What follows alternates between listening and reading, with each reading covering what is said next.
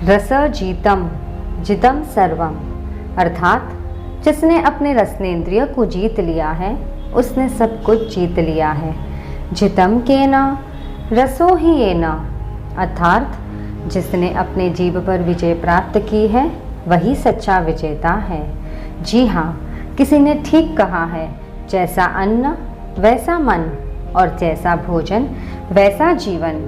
भोजन हमारे जीवन में बहुत ही इम्पॉर्टेंट रोल प्ले करता है, लेकिन आज हम भोजन करने में विवेक भूल गए हैं। कंदमूल, जमीन कंद, ब्रेड, पाव, चीज़ आदि के बारे में तो बहुत जाना है।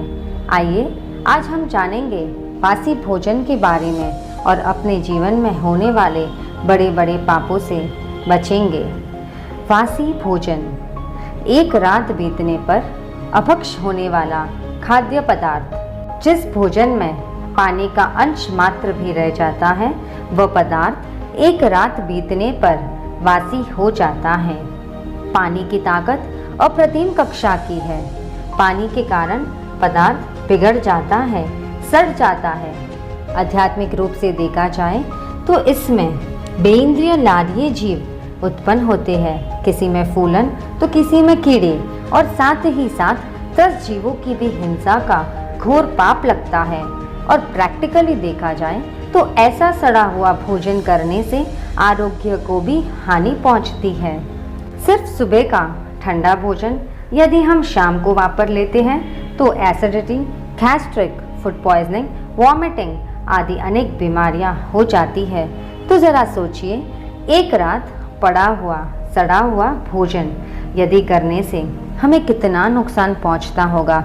शायद यह नुकसान हमें इंस्टेंट नहीं दिखता है, परंतु भविष्य में ज़रूर इसका फल इन सब बीमारियों के रूप में मिलता है। तो अब मन में बहुत सारे प्रश्न उठते होंगे, जैसे क्या दूध भी वासी है?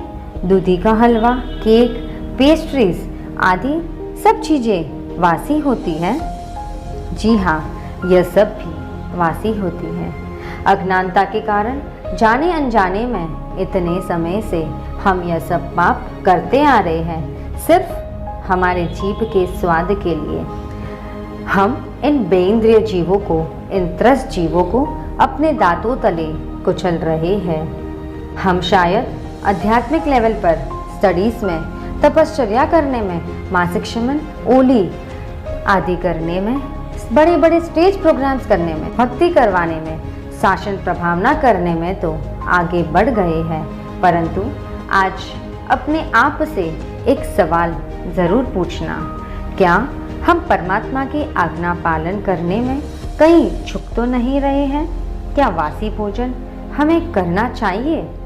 क्या हमें अपने स्वाद के लिए इन जीवों की हत्या करनी चाहिए? और क्या हमें इन सब पापों से बचना नहीं चाहिए? ज़रूर सोचिएगा। विशेष एक खास बात, यदि हम वही खाना वापरे जो गुरु भगवंतों को खपे तो शायद हम इन पापों से यूं ही बच सकते हैं। अधिक जानकारी के लिए गच्छाधिपति परम पूज्य आचार्य देवेश श्री उदय प्रभ सुरीश्वर जी महाराज साहब के द्वारा लिखित आहार विचार बुक ज़रूर पढ़िएगा। जय जन शासन, जय महावीर।